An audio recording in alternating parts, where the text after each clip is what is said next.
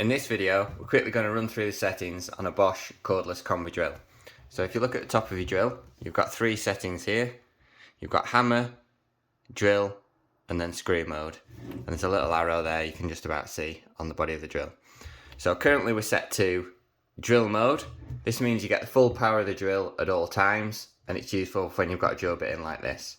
If you're putting screws in, simply rotate that to screw mode.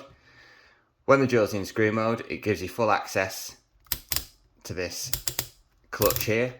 So if you set it on minimum, it means that the drill clutch will start to slip when it feels a bit of pressure on the screw, and the screw won't be driven into the workpiece very deep. Whereas if you rotate this on screw mode, you have a higher clutch setting, so this means it'll drive your screw further into the piece of wood. So if you're drilling holes, set your Bosch drill to drill mode. If you're putting screws in, you can use the clutch to set your screws to the right depth.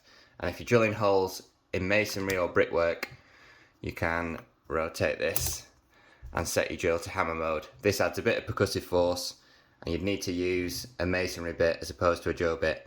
And then you can drill into walls, for instance, if you're trying to fit some shelves and you need to use red plugs and screws. So there are your three main settings on your drill. You've also got two speed settings here. You've got speed 1, that's the slow speed and gives you more torque. And then you've also got speed 2, which is faster but gives the drill slightly less torque. So you tend to use speed 2 when drilling holes in wood. If you're drilling holes in metal where you want to drill a bit slower, then I'd recommend a slower speed with more torque. So there are your two speed settings on the top. You've also got forward and reverse. So if you're drilling a hole there and you want to take the drill bit out, you click into reverse.